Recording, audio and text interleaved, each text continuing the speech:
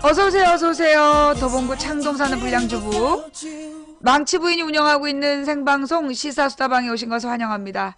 미친 거북이님, 장난감 선물님, 꿈꾼똥자루님, 문마콜택시님 감사드립니다. 자, 몇 가지 안내 말씀을 좀 드릴게요. 우선 여러분 혹시 제가 좀 정기적으로 드리는 안내인데, 자기 닉네임 한글로 바꾸는 법 아세요? 예, 한글로 바꾸는 법. 모바일은 설정으로 들어가서, 예, 모바일은 설정으로 들어가서 저기 닉네임 바꿀 수 있고요. 컴퓨터로 시청하시는 분들도 채팅창에 보면 설정이라고 있어요. 예, 채팅창에 있는 설정을 누르면 닉네임 변경이라는 게 나와요. 이걸 누르시고, 예, 이걸 누르시고 한글로 예쁘게 지어주시면 제가 이름 불러드리기 참 쉽겠죠. 가령 우리 영어 0329님, 예, 이런 경우도 한글로 이렇게 닉네임을 변경해 주시면 제가 부르기가 참 편할 것 같아요. 예, 프란나님, 구름고개님 감사합니다. 그 다음에 또 하나 안내할 게 있어. 뭐냐? 자뿌김씨님 감사합니다. 가끔 여러분이 저 강퇴됐어요 이렇게 저기 텔레그램을 하세요. 그리고 또 이제 망치 부인이 없는 상황에서 의혜님, 자유대한 만세님 감사합니다. 그런데 그 보니까 그래서 누구한테 강퇴를 당했냐? 그럼 강퇴를 누가 했다는 얘기가 없어. 그럼 뭐냐? 로그인 오류가 많아요. 예, 대한자유만세님, 함초롱이님, 민트빛 향기님 감사합니다. 네, 그러니까 무슨 얘기냐면 아프리카의 일종의 오류인 것 같아.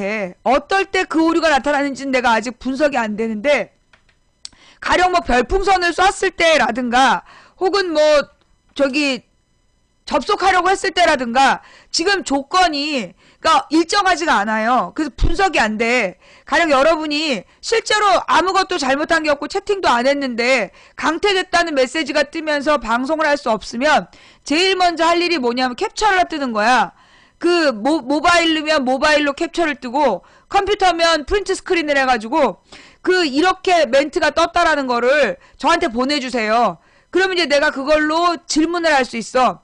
근데 또 어떤 상황에서 그렇게 뜨는지, 가령 매니저도 없고 아무도 강퇴를 안 시켰는데 자기 혼자 강퇴가 된 걸로 나올 때가 있어. 그게 이제 그 로그인 오류야. 아프리카의 로그인 오류. 예, 그래서 일단 강퇴돼서 못 들어간다는 얘기가 나오면 일단 아프리카를 다 껐다가 다시 키고 들어와 보세요. 그래도 안 된다. 여전히 뭐 강퇴라서 안 된다라고 또 그러면 한번 저기 아프리카를 삭제해봐. 삭제했는데도 각각 이런 경우지. 나는 악플도 안 달고 아무도 실수한 게 없는데 왜 강퇴할까? 그럴 때 하는 거야. 아프리카 껐다 켜본다. 모바일 기기를 껐다 켜본다. 그래도 안 되면 아프리카를 삭제를 해. 어플을 아예 삭제했다가 다시 다운받아 본다. 그래도 안 되면 그때는 저한테 문의를 해주세요. 예. 근데 이제 보통은 그렇게 되면 하루 정도 지나면 되더라고. 전주먹자님, 또 늘 웃는 상님, 조슬잡고 뛰어님, 미소가짱님, 센센님, 후초님, 쿨사운드 룸님 감사합니다. 네, 그래서 그렇게 이제 강퇴당한 적이 없는데 강퇴당했다라고 뜰 때, 그럴 때는 여러분이 이제 그 아프리카 한번 삭제했다가 다시 깔아보는 방법이 있다는 거. 네, 그 다음에 또 안내할 게 뭐가 있을까? 또 뭐 몇 가지, 이제 지금 이 방송을 유튜브로 보시는 분, 나중에 이제 이걸 유튜브나 팟빵으로 보시는 분들, 망치부인 방송의 가장 큰 장점은 뭐냐면 채팅창이죠. 예, 실시간으로 이제 채팅창으로 올라오는 의견들, 망치부인의 이야기에 대한 채팅창 반응을 같이 볼 수 있다는 거. 그게 이제 무엇보다도 여러분들께 우리 아프리카의 장점이에요. 근데 이제 그러다 보니까 사실은 이게 이제 가령 모바일로 밖에서 봐야 되는 어떤 그 원치 않는 상황이 있어. 근데 그럴 때 데이터가 굉장히 많이 소모가 된단 말이야.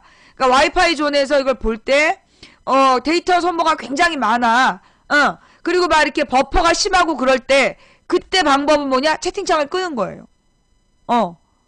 그 외부에서 모바일로 보는데 계속 버퍼가 심하고, 그러니까 아프리카를 실시간으로 볼 때 아프리카를 실시간으로 보고 있는데 외부에서 굉장히 버퍼가 심하고 방송 상태가 안 좋다 이러면 채팅창을 꺼보세요. 채팅창을 끄고 보면 사실 이게 이 채팅창이 데이터가 엄청 왔다 갔다 하는 거거든. 그래서 그 채팅창을 끄고 화면만 보시면 어느 정도 그러니까 그 뭐라 그러나 데이터를 막 잡아먹는 왜냐면 이게 채팅창 정보를 계속 끌어오는 거잖아. 채팅창 정보를 꺼놓으면 그 버퍼가 심할 때 그게 좀 도움이 좀 돼요. 예. 네네네. 그래서 이제 여러분들이 그렇게 조정을 해보실 수가 있다는 거. 근데 이제 사실은 아프리카를 한번 보기 시작하면 채팅창의 맛이잖아. 채팅창 없는 아프리카는 안고 없는 찐빵이요.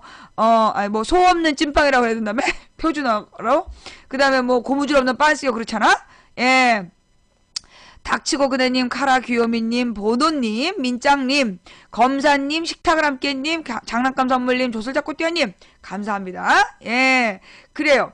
그래서 그러니까 하여튼 채팅창은 안 봐도 되는데 버퍼가 심할 때 그때 방법이야. 수호자유님, 눈은 마음이다님도 감사하고요. 또 여러분들이 이제 방송을 보는데 잘 안 들어가져요. 잘 안 들어가지고 그 다음에 방송 보기가 너무 힘들어요. 이런 분들 계세요. 바깥에 외부에서. 그러니까 그 여러분들이 가령 이제 공용 와이파이 여러 사람이 같이 접속하는 와이파이로 들어올 때는 당연한 거예요. 그게. 아프리카를 여러 사람이 보는 공용 와이파이 존에서 보는 거는 되게 어려워요. 근데 그럴 때도 채팅창을 끄고 보면 쉬워. 그리고 이제 지금 아프리카가 처음에 무조건 HD를 들어오잖아. HD 화질로 보면 더 늦어요.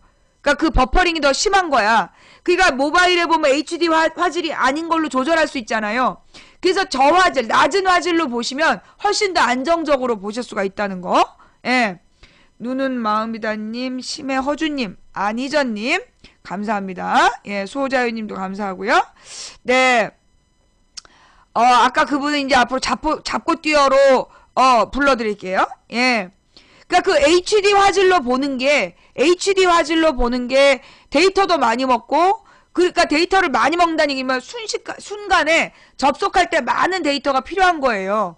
그러니까 여러분들이 보기 어렵다 싶으면 빨리 로그인 하자마자 HD 화질을 일반 화질로 낮추는 거, 그거부터 하시면, 그러면 이제 여러분들이 기본적으로 접속을, 해서 보기가 좀 나아질 수 있어요. 예. 뭔 말인지 알았지? 중계방송은 요즘은 갈 수가 없어요. 컴퓨터는 방송 리스트에서 망치 부인을 치면 거기 이제 본방 중계방이 나와. 그럼 선택해서 갈 수가 있어요. 근데 이제 모바일은 중계방을 선택할 수가 없어요. 그러면 중계방을 선택하는 법, 이 방송 리스트에다가 망치 부인을 치는 거야. 망치 부인 이렇게 치면 컴퓨터로 볼 때 현재는 지금 1405명밖에 없기 때문에 이게 중계방이 없어요. 근데 이제 망치 부인 이렇게 써놓고 검색하면 중계방 생겼네? 예. 요렇게 이제 중계방이 생길 때가 있잖아요. 그러면 왜 1400명인데 중계방이 생기지? 그러면 모바일이나 컴퓨터 중에 둘 중에 하나가 850명 정도가 넘어가면 이게 중계방이 생기더라고. 그리고 이제 중계방을 지금 쓸데없이 이게 동시에 만들어진 거야. 동시에 만들어졌으니까 한 군데로 이게 통일을 좀 해주셔야 돼요. 예. 그러니까 이제 중계방이 처음 만들어졌을 때 그냥 막 가지 말고 좀 기다렸다가 좀 인원수가 많은 곳 방 하나로 좀 통일되길 바래요. 현재 로그인한 사람은 한 사람밖에 없고 비로그인으로 보는 사람이 좀 있어서 방 2개가 유지되나봐. 조금 이따 정리되면 그때 얘기하죠. 자, 508 고진님, 강아지 잘봐줘님, 백초롱 짱님, 8235님, 구름고개님, 은미님 감사합니다. 예. 옛날에는 아프리카 방송을, 그러니까 그게 언제까지였지? 2012년? 2012년까지는 내가 잡혀 들어가기 전까지는 하여튼 모바일로 시청하는 사람이 컴퓨터로 시청하는 사람보다 훨씬 적었어요. 예. 모바일 시청자가 컴퓨터 시청자보다 훨씬 적어가지고 그랬는데 그러니까는 2012년 여름부터 해서 작년에 모바일이 훨씬 늘어난 거야. 그래갖고 컴퓨터로 보는 사람보다 모바일로 보는 사람이 5배 정도가 많더라고요. 전체적인 시청자 중에. 예. 전체 시청자 중에 모바일 시청자가 5배로 많아. 그 이제 뭐 왔다 갔다 하는 사람들까지 다 합쳐서 그런가 봐요. 예. 그러니까 이제 그 전체 시청자 수 있잖아요. 그리고 이제 옛날에는 이제 아프리카에서 그러니까 누적 시청률을 몰랐어. 매번 내가 계산을 했어야 돼. 근데 요즘은 이제 아프리카 통계를 볼 수 있더라고. 그래서 아주 요즘에 이 통계 보는 재미로 살고 있어요. 예, 그래요. 자, 하여튼 그래서 안내 말씀 또 궁금한 거 있어요? 아프리카 시청하는데 궁금한 점. 예. 그리고 이제 데이터 무제한 부분. 모바일이 일하면서 보기엔 딱 좋아요? 그래요. 그렇군요. 좋지 않아님, 이모땅님, 감사합니다. 네. 그니까 이제 지금 현재 컴퓨터 시청자 수가 630명, 모바일 시청자가 925명. 그러니까 우리 방송 시작한 지 지금 녹화 시작한 지 10분 됐거든요. 근데 이제 확실히 모바일이 더 많은 거지.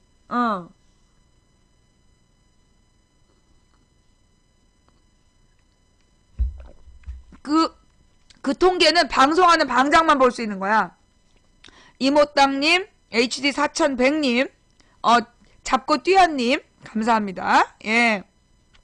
그니까 이제 뭐라 그러나, 어떻게 되어 있느냐 하면, 이걸 보여줘도 되나 모르겠다? 나는 모든 걸 숨기질 못하잖아. 나의 문제는, 내가 아는 거, 누가 그러는 거야?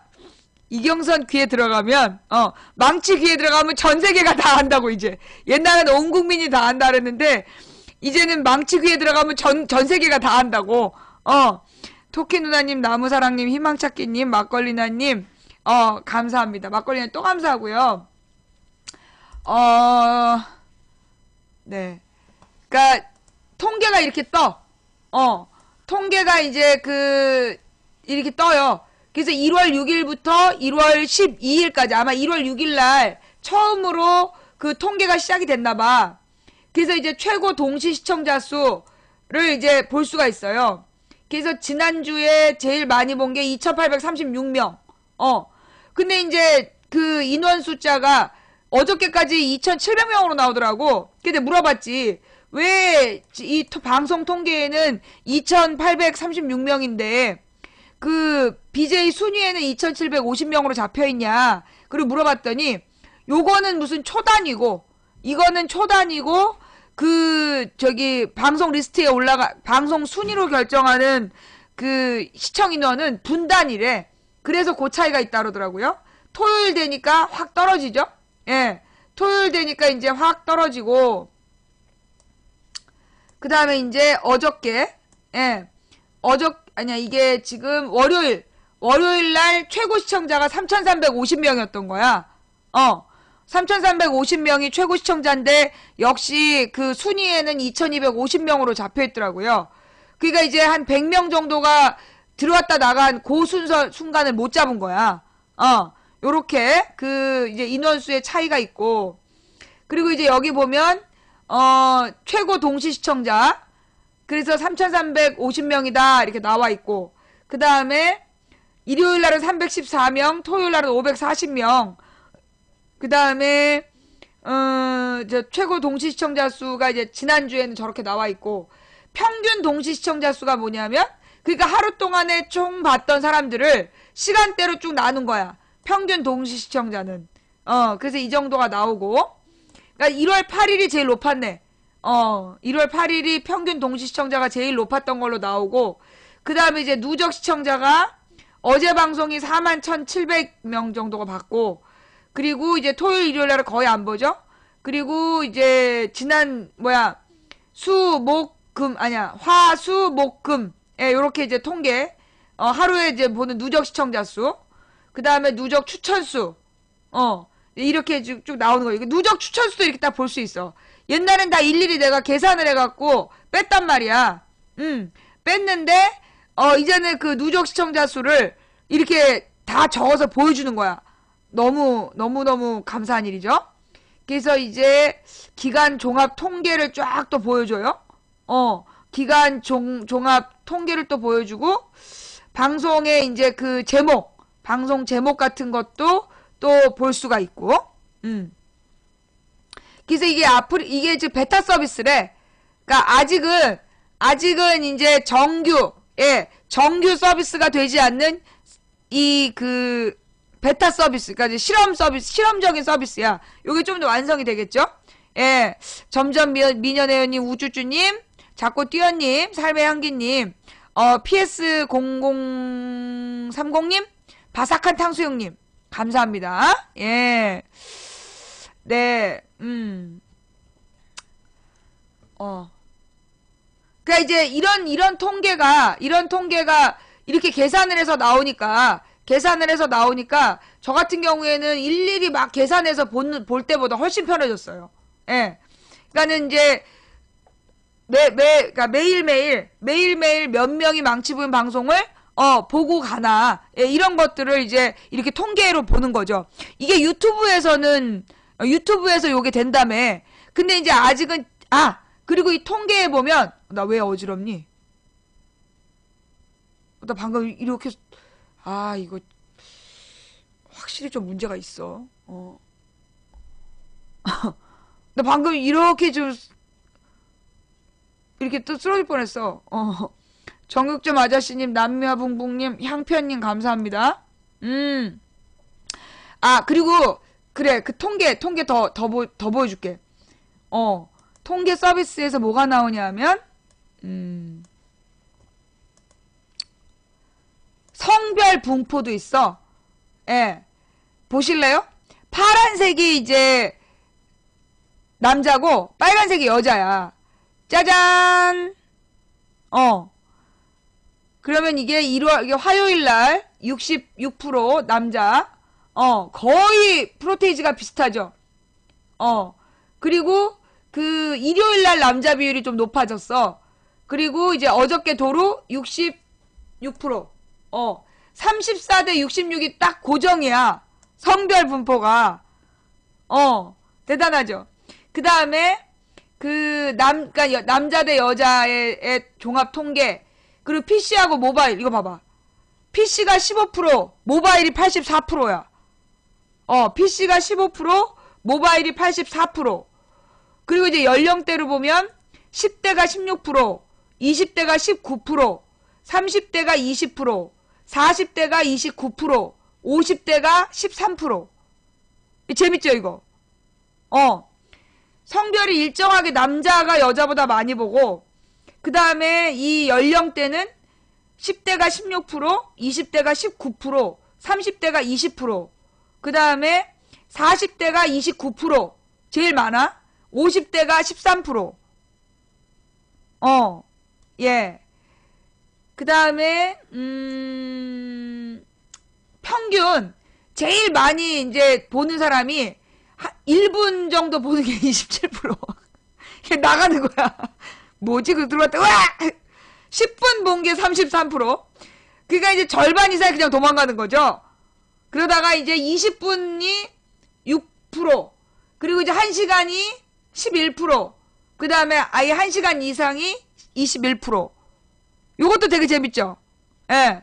이거 굉장히 재밌는 현상이야. 들었다 나갔다 하는 사람들도 많다는 얘기죠. 그 다음에 연령별 분포, 시청시간, 뭐 이건 다 나와 있는 거 아닌가? 이걸 아예 이렇게, 그래프로 이렇게 보여주는구나. 그 다음에 인원수 그래프? 이걸 또 이제 인원수로 또 분석을 했구만. 화요일날, 이 인원수는 뭘까? 21,000. 그니까, 누적 시청자 수인가? 뭐지? 누적 시청자 수 이거보다 더 많던데? 누적 시청자 수는, 얼마야? 47,000이잖아. 그러니까 이건 아닌 것 같고, 뭐지? PC 모바일에, 이 숫자는 뭔지 모르겠어. 21,336이 로그인한 숫자인가? 그렇겠다. 이거는 전체 시청률 중에 남자인지 여자인지 파악이 되는 로그인한 숫자인가 보다. 그죠? 남자인지 여자인지 로그인한 숫자로 알 수 있잖아. 로그인 안 하면 못 보는 거지. 그죠? 그 다음에 이건 뭘까? 남자 대 여자, 이거 아까 본 거고, 그 다음에 연령별 분포를 인원수로 보면 이것도 이제 그 로그인 자료, 그러니까 그 로그인한 시청자들의 자료를 가지고 이제 분석을 한 거죠. 그러니까 비로그인으로 본 사람은 빼고 로그인한 사람들의 비율로 보면 거의 비슷해. 그죠? 그러니까는 아까 비율 그래프를 봤을 때 거의 비슷해. 쫙 보면.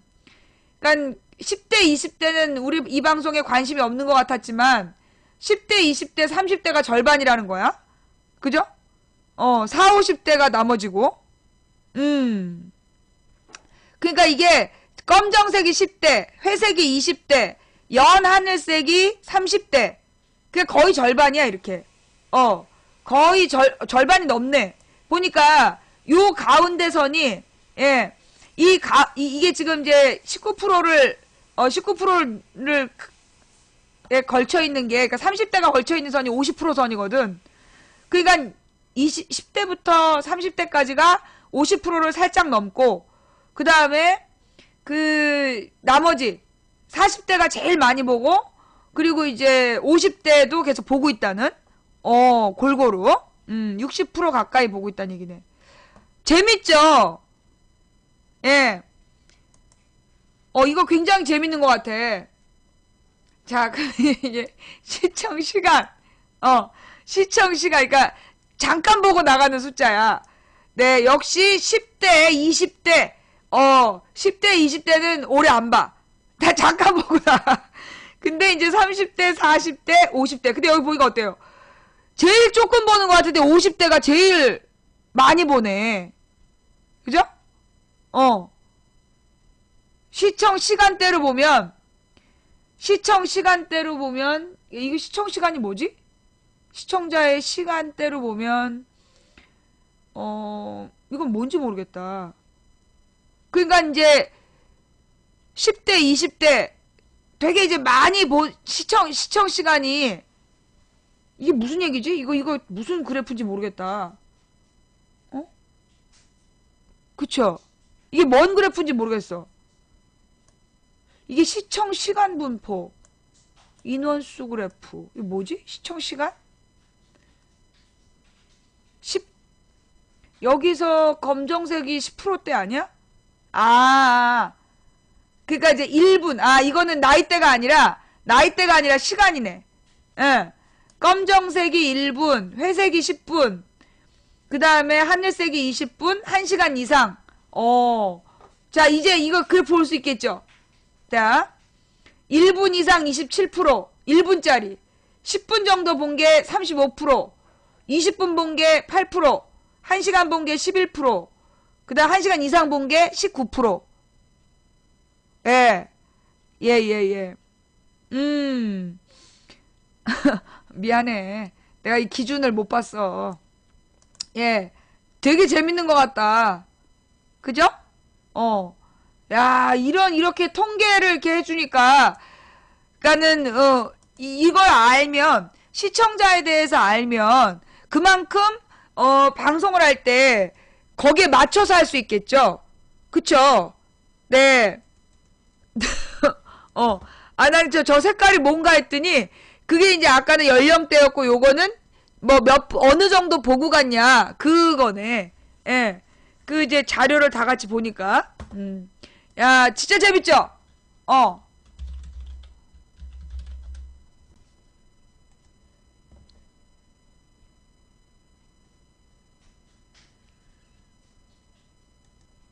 예. 자, 우리 경풀이님 감사하고요. 구아빠님 감사합니다. 그러니까 1분이나 10분 왔다 갔다 하는 친구들이, 왔다 갔다 하는 친구들이 다 벌레는 아니야. 원래 이제 사실 어린애들이 이제 막 돌아다니는 거야. 막 이방저방 사실 여러분들 텔레비전 볼 때 그거 못 해봤어요? TV를 볼 때 계속 채널을 돌리잖아. 채널을 계속 왔다 갔다 하는 거야. 그게 이제 그렇게 잠깐 왔다 갔다 하는 사람들도 저만큼 있다는 거죠. 자, 여기서 중요한 게 뭐냐면, 1분 내지 10분, 예. 1분 내지 10분으로 왔다 갔다 하는 사람들, 이 사람들이 전부 다 의미 없어 보이잖아. 아니라는 거야. 이 사람들이 이러다가 어느 순간에 쭉 들어와요. 그러니까 이제 망치 부인의 존재를 알고 있다가 뭔가 이렇게 나라에 변고가 생기면, 나라에 변고가 생기면 막 들어와가지고 그걸 물어본단 말이야. 이건 무슨 얘기예요? 네, 보니까 이제 아프리카의 BJ 통계 중에 역행방 통계가 없어졌어. 아니, 그러니까 옛날에, 지금 이제 없죠? 그러니까 BJ 랭킹을, 이게 왜 뭐가 문제였냐면, 이제 BJ 랭킹을 이제 따져보면, BJ 랭킹에 검색이 나와. 그래서 여BJ 순위만 따로 내는 거야. 여BJ 순위만 따로 냈었어. 그니까 이제, 예. 근데, 나 때문에 항의를 너무 많이 받아서 없앴나봐. 아니, 그니까 이제, 왜냐면 이제 아프리카에 막 미녀들이 다 보여준다 막 이러니까 그니까 내가 그랬잖아요. 이제 아프리카에 대해서 누가 막 악플을 달고 막 공격을 하잖아. 특히 무슨 지상파나 이런 데서 공격을 하면 그러면 아프리카 회원수가 증가한다는 거야. 그게 이제 뭐 음란 방송 이러면서 음란 방송이라고 막 이제 그 MBC, KBS, SBS가 막 뭐라고 욕을 하면 그 다음에 50대 50대 회원수가 쫙 증가하는 거야. 그러니까 이제 사실 막 음란하다고 막 얘기할 때 나는 그게 꼭 나쁘지만 않다고 생각했어. 그 이제 그런 소식을 기다리고 있는 사람도 있기 때문에 40, 50대가 은근히 쭉 증가를 한다는, 그죠? 근데 이제 그 다음에 또 그러니까 아프리카에 대해서 그러니까 이제 내가 그랬잖아. 네이버에 망치 부인을 검색하면 망치 부인 글래머라는 검색어가 계속 올라왔어. 지금도 올라오나? 망치 부인을 검색하면 연관 검색어에 망치 부인 글래머라는 게 올라온 거야. 그래서 나는 이제 그게 뭐냐면 옛날에 이제 아프리카에 있었던 어떤 글래머 여비제이하고 망치 부인이 이제 이렇게 방송했던 적이 있었단 말이야. 그게 2009년인가 일이야. 2009년인가 2010년인가? 근데 그 2010년에 있었던 일이 몇 년 동안 계속 검색어로 올라오는 거야. 그래가지고 이제 그 검색어에 연관 검색어로 계속 올라올 거면, 그러면 가령 이제 작년 같은 경우에는 망치 부인 좌익효소 이게 연관 검색어로 올라와야 되잖아. 그걸 그렇게 검색한 사람이 많았으니까. 근데 그런 건 안 올라오고 망치 부인 글래머만 계속 올라오는 거야. 알아봤어요. 왜 이게 계속 검색어로 오냐. 왜냐면 그게 검색어로 올라오려면 계속해서 굉장히 많은 수십만 명이 그 단어로 검색을 해야 되는 거야. 근데 그걸 몇 년 전 얘기인데 계속 올라오잖아. 그래서 물어봤더니 누가 한 달에 8만 원씩 돈을 내고 그 검색어로 올린대. 누가 그 검색어를 한 달에 8만 원씩 돈을 내면서 검색어를 올리고 있다는 거야. 근데 이제 그 얘기는 뭐냐면 그 검색어를 쳐서 망치 부인과 다른 여비제이가 사이가 안 좋은 것처럼 유도하려는 목적이었대나 봐. 근데 그렇게 사용할 수 없는 거거든. 근데 왜냐면 이제 그때 그 글래머가 나한테 막 하소연하는 상황이었기 때문에 내가 그걸 비난한 것도 아니었고 나하고 싸운 게 아닌데 막 누가 이제 그 검색어를 올린 거야. 그래서 나중에 물어봤어. 야, 왜 그 검색어를 계속 올린 이유가 뭘까? 했더니 망치 부인하고 여비제이들이 사이가 나쁜 것처럼 망치 부인이 여비제이들의 노출을 비난하는 것처럼 보이게 하려고 그런 거다. 그래서 여비제이의 그 팬들을 분노하게 하려는 목적이었던 걸로 보인다는 거야. 그러니까 아프리카를 잘하는 애들한테 물어보니까. 그러나 어쨌거나 그런 의도가 있었거나 말거나 검색어로 이제 망치 부인 글래머가 이렇게 올라오니까 이름은 망치 부인. 사실 내가 이제 이름을 지을 때 일부러 부인을 넣은 거예요. 그냥 망치만 할래다가 부인을 넣은 이유가 진짜 있었어. 왜냐하면 이제 그때 2007년만 되더라도 그 이제 소위 부인이 들어가면 어떤 그 섹시 코드가 있는 거야. 야동의 여주인공들이 다 부인이었기 때문에 무슨 그러니까 야동에 나오는 게 전부 다 김밥 부인 옆구리 터졌네 뭐 이런 얘기였어. 그러니까 부인을 붙이면 어떤 그런 그 연관된 생각이 있다는 거지. 그래서 내가 이제 그 젖소 부인 덕분이죠. 이제 망치 부인이라는 이름을 정한 거는 그래서 일종의 이제 그런 뭐라 그러나 기대감을 갖고 오게 하려는 게 있었단 말이야. 근데 이제 사실 내가 그렇게 뭐 어떤 섹시 코드가 확실하진 않잖아. 그런데 누군가 꾸준히 그렇게 글래머를 올려주는 바람에, 어떤 사람들이 그러는 거야. 그리고 내가 이 요 위만 보잖아. 그러니까, 망치 부인이 글래머인가 보다. 많은 사람이 망치 부인이 글래머인 줄 알고 있더라는. 그래서 나는 굳이 그 검색어를 내려달라고, 나는 그 굳이 네이버에다가 그 검색어를 내려달라는 요청을 하지 않았어요. 아니, 뭐, 사실 그거는 내 돈 주고 홍보하는 것도 아니고, 누군가 나를 위해서 끊임없이 노력해주고 있는데, 내 넙죽 받아야지, 뭐.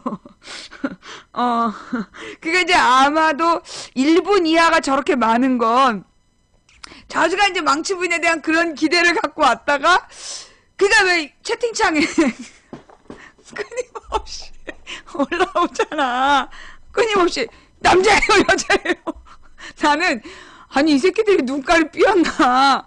왜 자꾸 물어보라 했더니, 자기들은 역캠 BJ, 이제 딱 그렇게 해서 오면, 역캠 BJ 순위를 보는 법이 있는 거야. 그래서 이제 역캠 BJ를 이제 순위를 촥 높은 데서부터 내려가는 거지. 높은 BJ부터 내려가는데, 내가 딱 나오면, 내가 역캠 누른 것 같은데, 역캠을 눌렀나, 남캠을 눌렀나, 계속 헷갈리는 거야. 그러다가 이제, 그러니까 물어보는 거야. 여자예요, 남자예요? 자기가 잘못한 건가? 그러니까 내가 전문 용어로 생물학적인 여자야. 생물학적으로는 여자기 때문에 역캠은 역캠인데 끊임없이 항의가 빗발쳤나봐. 그러니까 끊임없이 항의가 빗발쳐서 이제 더 이상 보이는 라디오의 BJ를 아니구나. 여전히 베스트 BJ가 여전히 보이는 BJ인 건 있다. 보이는 라디오에 들어가서 역캠으로 어떻게 여전히 보이는 라디오에 여전히 여자가 나와. 어떻게 난 없앤 줄 알았더니 있네. 그러니까 이제 여러분 우리 채팅창에 들어와서 남자예요 여자예요 말해서 신경질 나는 이유는 그런 거라고 생각해. 그냥 이런 거야. 아프리카의 BJ 랭킹으로 이제 들어가서 보이는 라디오를 딱 보면 여기에 이제 통합 랭킹 여기 이제 남자 여자 쫙 뜨는 거야. 그럼 여기 딱 봐봐. 왜 여자가 앞에 나오겠어? 여자 아름다운 여자 방장들을 보기 위해서 온 사람들은 행복한 마음으로 여자를 탁 누르겠지. 그 여자가 쫙 떠.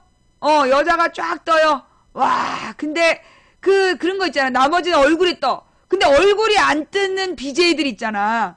그럼 이제 얼굴이 안 뜨는 BJ들에 대한 어떤 호기심이 있단 말이야. 물론 내가 여기에 내 얼굴을 안 넣는 이유가 분명히 있죠. 여기에 얼굴을 넣어봐. 누가 들어오겠어? 나 진짜 미안해서. 내가 9위야. 그러니까 막 네이버에서 망치부인 검색하면 망치부인 글래머 여자 BJ 9위. 한땐 내가 4대 여신에 들어갔었어. 탑5 뭐 4대 여신 막 그랬어. 그래가지고 이제 근데 사실 내가 이제 쭉 보니까 통계적으로 볼 때 방학 때는 역캠 순위에서 많이 내가 밀려. 방학 때는 역캠 순위에서 내가 많이 밀려. 그냥 이해해. 방학 때는 순위가 참 어려워. 그리고 이제 방학 때가 되면 방송하는 게 참 힘들어. 왜냐하면 이제 그 학기 중에 내리 고통을 당하던 학생 여러분이 바로 이 시간대에 컴퓨터를 접속할 수 있잖아. 그래갖고 뭐라 그러나 방학 때가 참 힘들어. 그리고 이제 사실 내가 방송을 처음 시작했을 때 2007년 8년 요럴 때 그때 모든 네티즌들이 벌벌 떨었던 존재가 있었어. 코겔? 아니야. 뭐 이렇게 대부분의 우리 같은 방장들이 사실 가장 두려워했던 건 코겔이나 뭐 이런 사람들이 아니었어. 초딩. 막 그냥 때로 몰려와가지고 때로 몰려와갖고 난동 한번 피우면 박살이 났기 때문에 방장들이 제일 두려워했던 건 사실은 초딩 그룹이었어요. 이제 방학 때가 되면 그들이 몰려온다. 그들이 몰려온다 이래가지고 이제 사실 굉장히 두려웠지. 근데 이제 요즘에는 그게 이제 벌써 한 7, 8년 전이잖아요. 이게 내가 지금 오늘이 13일이잖아. 그럼 이번 주 금요일이 내가 그 8주년 되는 날이야. 방송 시작한 지 8년 되는 날. 그러니까 이제 올해부터 9년째란 말이야. 그러니까 이제 그 사이에, 그러니까 옛날에 2007년까지만 하더라도 대부분의 집에 컴퓨터가 다 있었어요. 지금도 다 있나? 옛날에는 지금부터 한 그 7, 8년 전에는 모든 집에 데스크탑 컴퓨터가 다 있었어. 예. 그런데 그 데스크탑 컴퓨터들이 그 한 4년 전부터 사라지기 시작했어요. 예. 4년 전부터 이렇게 쭉 사라지기 시작하고 지금은 거의 이제 그래서 망하는 게 같이 망하는 게 뭐냐면 컴퓨터 수리점이야. 옛날에는 집집마다 데스크탑 컴퓨터가 다 있고 그 데스크탑 컴퓨터를 계속 업그레이드하고 집집마다 있었단 말이야. 그런데 스마트폰이 나온 다음에 이제 모든 사람들이 전부 다 스마트폰을 각자 갖고 있잖아.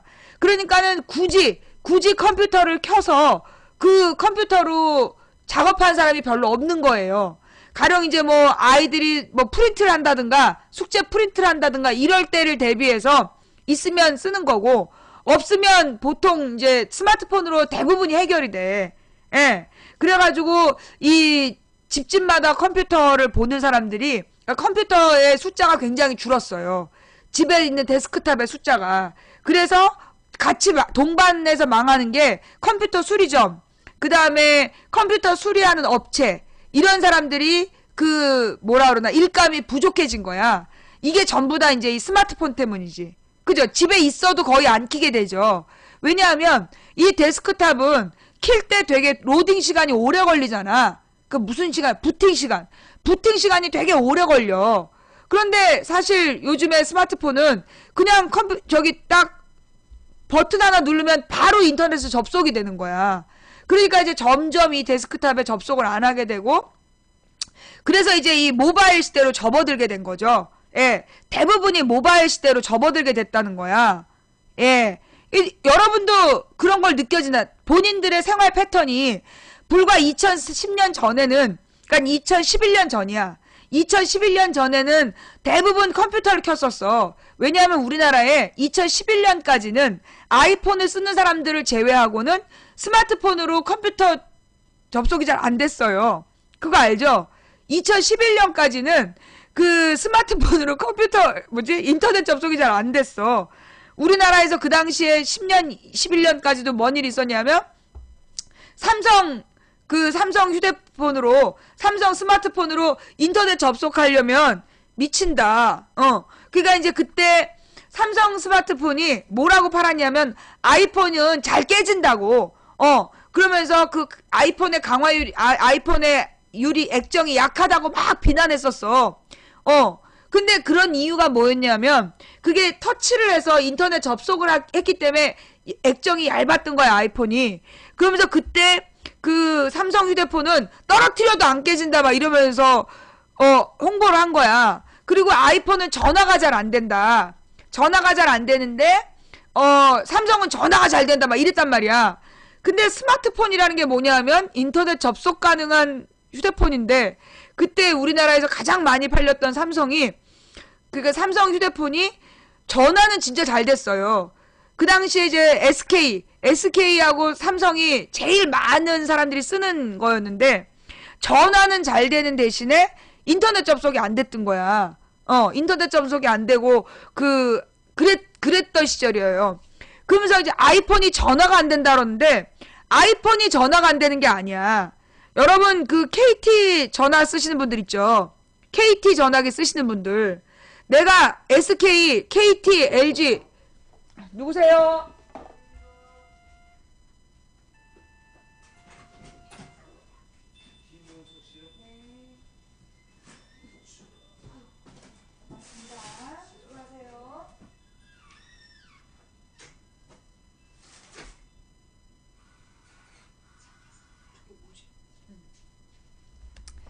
예. 그러니까 이제 그 당시에는 그래갖고 2011년까지는 뭐 LG는 더 말할 것도 없었어. 그 당시 2011년에 LG는 어떤 상황이었냐면 아예 3G 인터넷 접속은 생각도 안 했어. LG통신은 사람들이 휴대폰을 가지고 인터넷에 접속할 거라는 걸 아니지 물론 이제 10년도 상황이겠다. 그러니까 LG U+ 통신은 3G 인터넷 통신이 안 돼요. 그거 알죠? 그러니까 3G 인터넷 통신망이 잘 됐던 게 KT였어. 그래서 KT는 3G 인터넷망이 왜냐하면 자기네 전화기 이렇게 그 송신탑을 다 이용을 해가지고 그걸 3G로 접속을 했기 때문에 KT는 3G 인터넷 접속이 굉장히 잘 됐어. 그리고 이제 아이폰이 그때 아이폰 3하고 4가 들어왔었는데 그게 3G 접속이 굉장히 잘 됐던 거지. 그래서 3G 무제한으로 인터넷 접속을 하는데 굉장히 좋았는데 KT는요. KT를 쓰는 사람은 몰라. 근데 내가 SK, KT, LG를 다 써봐서 아는데 전화 그 연결이 안 되는 건 KT가 제일 심해요. 그 여러분 잘 모르죠? 그 KT는요. KT는 전화가 잘 끊기고 아예 연결이 잘 안 돼. 그러니까 KT를 쓰는 사람들은 자기가 전화를 못 받은 줄 몰라. 혹시 KT 쓰는 사람 중에 왜 전화 안 받느냐라는 항의를 자주 들어보신 분? 그 KT를 쓰는 사람들 중에 왜 전화를 제대로 안 받느냐 그런 비난을 받아보신 분 있죠? 그게 KT의 문제야.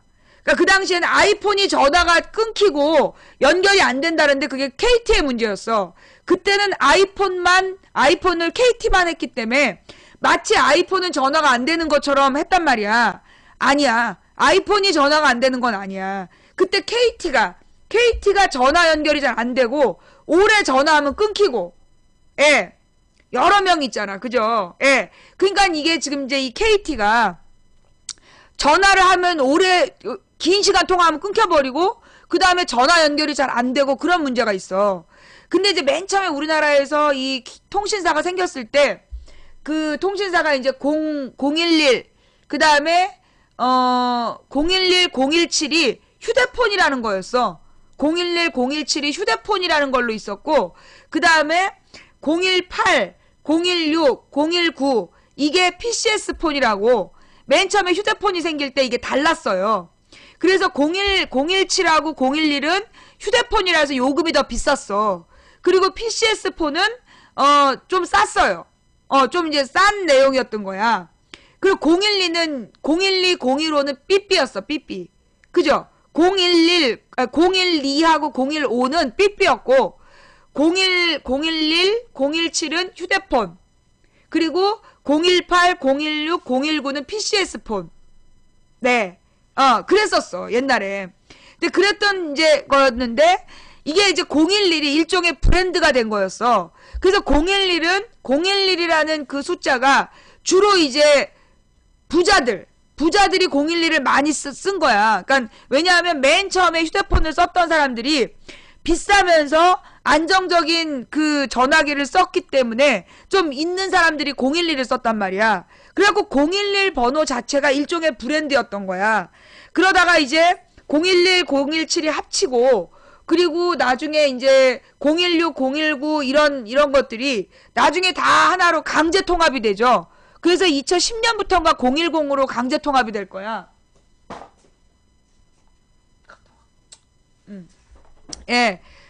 시티폰은 얘기하면 안 되고 94년도에 나왔던 시티폰 그 얘기 아니고 하여튼 그래서 하여튼 그런 기억이 있단 말이야. 근데 이제 이 전화기들이 다 합쳤어. 시티폰 얘기하니까 1994의 성동의 생각이 자꾸 나가지고 그 당시에는 굉장히 심각한 문제였죠. 그때게 누구였어? 김국진이가 아마 시티폰 선전했을걸? 그지? 시티폰을 김국진이가 홍보했었던가 그랬어. 맞지? 그럼 김국진이 그것 때문에 욕을 얼마나 오랫동안 먹었는지. 시티폰이라는 게 뭐냐면 그 1994를 보면 나오는데요. 공중전화기 박스 주변 10m인가 해서 전화가 되는 거야. 그때 왜 그랬냐 하면 삐삐가 이제 쭉 우리 대학교 다닐 땐가 할 때 삐삐가 나왔어. 그래가지고 이제 이 삐삐를 쭉 쓰고 있었는데, 그럼 삐삐를 빨리빨리, 꼭 다들 빨리빨리 했단 말이야. 몇 번으로 빨리빨리. 그러면 이제 막 급하잖아. 집에서나 뭐 여자친구나 누가 빨리 전화를 하라니까. 그때 공중전화의 줄을 길게 섰어. 삐삐 때문에. 호출을 받고. 그랬는데, 그때 이제 시티폰이 나온 거야. 공중전화기를 더 이상 기다리지 마라. 그러면 이제 그 옆에, 여보세요? 여보세요? 이러면서 전화를 할 수 있는 시티폰이라는 게 있다. 그래가지고 이제 그 시티폰이 사실 우리나라의 그 휴대폰에, 그니까는, 휴대전화의 시초였던 거지. 그랬는데 이제 그게 6개월 갔나? 시티폰을 산 사람도 별로 없고, 거의 시티폰은 한 6개월 안에 망해버렸어. 6개월 안에 딱 망해버리고, 예. 그리고 나서 이제 PCS 폰들이 대거 나오게 되죠. PCS 폰들이 나와가지고 지금의 이제 전화기가 됐는데, 좌우지간 KT가 전화 연결이 제일 안 돼요. 그러니까 내가 전화기 세대를 다 갖고 있잖아. 내가 SK, LG, SK, LG, KT 전화기 다 갖고 있어봐서 아는데, 전화 연결이 제일 안 되는 게 KT예요. 그 다음에 전화가 제일 잘 되는 건 011이야. 그러니까 SK. 솔직히 얘기해갖고 전화 연결은 SK가 제일 잘 돼. 어디서나 평균적으로 가장 잘 되는 게 SK야. 전화 연결이. 응. 그리고 LG는 KT하고 SK의 절반인데 거의 LG도 손실률이 별로 없어. 손실률이 별로 없고, 그러니까 가령 이제 내가 볼 때 KT가 전화 이렇게 성공률이 80% 내진 75% 정도라면 SK를 100으로 보고, SK가 100, 그 다음에 KT는 75 정도밖에 안 돼. 굉장히 낮아. 여러분의 전화 중에서 꽤 많이 손실이 돼요. 중간 연결이 안 되는 거야. 몰라서 그래. 그리고 여러분이 전화를 안 해봐서 그렇지, 전화가 안 되는 곳이 생각보다 많고 잘 끊겨. 그리고 KT가 또 어디에 약하냐면, 무슨 전철이 지나가거나 이러면 잘 끊겨. 전철이 지나가면 잘 끊겨. 근데 그러니까 LG는 SK하고 KT를 100과 75로 본다면, 내 경험에는 LG가 95 정도는 돼요. LG가 95 정도 돼. 그래서 95에서 96 정도? 굉장히 성공률이 높은 편이야, LG도. 그래서 전화가는 이제 이거는 뭔 얘기냐면, 가령 여러분이 나는 전화 통화는 별로 안 하고 인터넷에 좀 저사양이라도 안정적으로 계속 접속하는 게 필요하다.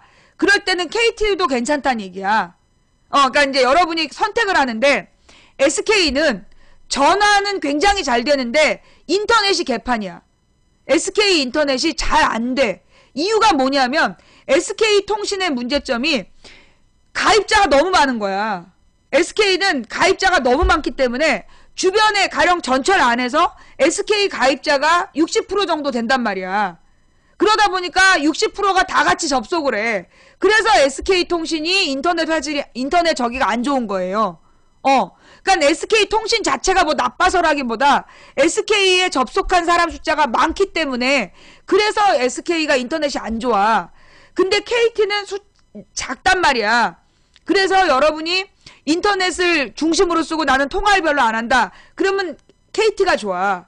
근데 나는 전화가 끊기면 안 된다. 전화 연결이 매우 중요하다 할 때는 SK통신이 좋은 거예요. SK통신이 그럴 땐 좋아.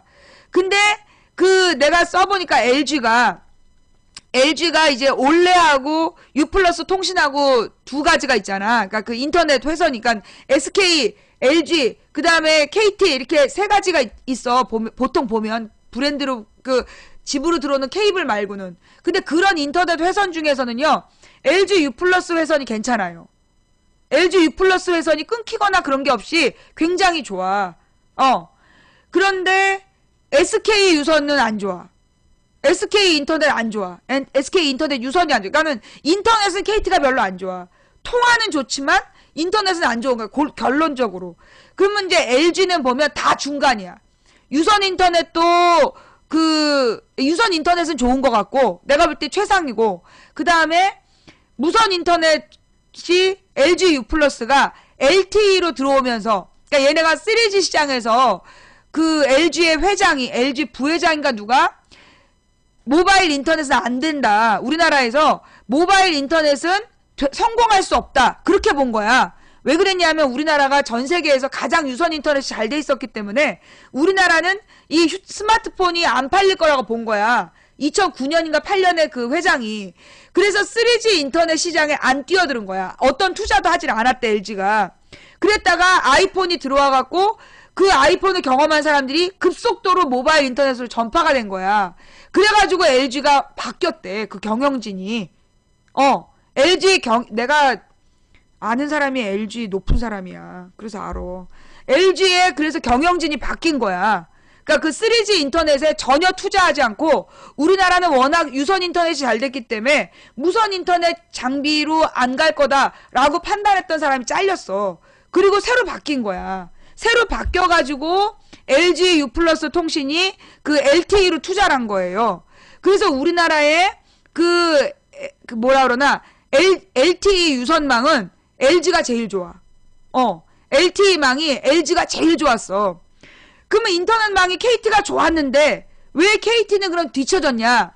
이게 KT가 3G망으로 전부 다 그걸 쓰고 있었던 거야.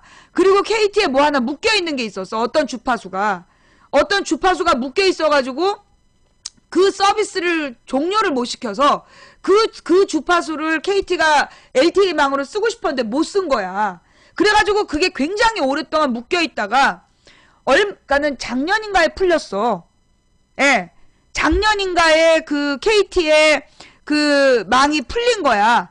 그래서 지금은 내가 써보니까 KT LTE하고 LG LTE가 LG LTE가 제일 좋고 KT LTE도 나쁘지 않아. 나쁘지 않아요. 그래서 지금 보니까 그 LTE망에서 제일 나쁜 건 SK가 거의 접속이 안 되고 KT하고 LG 중에서 그러니까는 무선 인터넷 성능은 LG U+가 100이야. 그리고 SK가 75, KT가 95. 이해가 돼? 그러니까 이게 우리가 통신사를 자기의 어떤 성격에 따라서 골라 써야 되는데 전화가 중요한 사람은 SK를 해야 되고 인터넷이 중요한 사람은 LG U+가 좋고 그리고 이제 나는 전화하고 인터넷 중에 인터넷이 더 중요하다. 그러면 KT. 그리고 이제 뭐 전화도 인터넷도 웬만큼 되는 건 LG U+. 근데 시골로 돌아다닐 때 가령 3G망으로 접속할 때가 있어. 그럴 때는 KT가 여전해. LG, LTE가 안 되는데 그럴 때는 KT 3G망이 또 연결이 잘 돼 있어요. 나는 인터넷이 끊기면 안 되기 때문에 모든 통신 장비와 그 다음에 내가 그 에그까지 갖고 다니잖아. 에그까지 또 막 그것도 에그도 두 종류로 갖고 다녀. 인터넷이 끊기면 안 되기 때문에. 그 다음에 내가 써보니까 여러분 이런 게 있어. 에그의 종류가 이제 두 종류야. 요게 뭐냐 하면 얘는 그 3G 에그야. 그래서 얘는 내가 지금 5,000원을 내고 30기가를 써. 5,000원에 30기가를 쓰고 있는 에그야. 그리고 이거는 3만원에, 그러니까 25,000원이지. 25,000원에 20기가를 쓰는 거야. 근데 얘가 더 빨라. 얘가 더 빠르고 그 속도도 얘보다 데이터 전송 속도가 빨라. 그런데 문제가 뭐냐면 얘가 잘 되는 곳에서 안 돼. 이게 지금 요즘에 새로 나온 에그예요. 비싼 에그. 근데 얘가 이 에그가 잘 되는 데서 안 돼. 그러니까 얘는 일반적으로 그냥 이렇게 땅 위에 그러니까 와이브로망이 있는 데서 잘 연결이 돼. 그 와이브로망이 일반적으로 잘 되는 데에서는 얘는 잘 안 되고 얘는 잘 끊기고 속도가 막 안 나오고 그런데 얘는 잘 돼. 그런데 얘가 안 되는 곳이 있어. 가령 높은 곳으로 올라가면 이 에그는 안 돼요. 땅에 가까워야지 돼, 얘는. 그런데 얘는 높은 곳에 올라가서도 돼. 그래서 이게 지금 보니까 뭐라 그러나 이게 그러니까 얘가 잘 되는 곳에서는 얘가 안 되고 얘가 잘 되는 곳에서는 얘가 안 되고 이러는 거야. 그래서 내가 어쩔 수 없이 두 개를 다 갖고 다녀요. 두 개를 다 갖고 다녀. 근데 왜냐하면 내가 그 방송을 할 때 방송이 끊겨. 전화가 오면. 그래서 전화용 그러니까 뭐 통화용 전화기하고 그다음에 방송용 전화기가 따로 써. 그리고 그 동시에 내가 이제 시청도 해야 되잖아. 근데 시청하고 있다가 전화가 오거나 그러면 안 되는 거야. 그러니까 방송하는 전화기, 시청하는 아이패드, 그다음에 그 텔레그램이나 이런 것들을 하는 일반적인 아이패드가 또 따로 하나 있어. 그간 장비만 해도 막 몇 킬로야. 그거를 이제 막 지고 다니면서 내가 이제 일을 하고 있는데, 아유, 그래요. 오늘 인트로가 너무 길어요. 아니, 인트로가 왜 너무 길어? 듣기 싫어요? 인트로가 너무 길어갖고 듣기 싫어요? 미안해요. 나가주세요. 사실 이게 우리 망치부인 방송을 보는 분들이 이런 내용들을 잘 알고 있어야 돼. 그리고 그러면서 이제 요금 얘기로 넘어갈게요. 요금 이야기. 보면은, 여러분들이 이제 가령 이제, 실내에 주로 많이 있는 사람들 있잖아.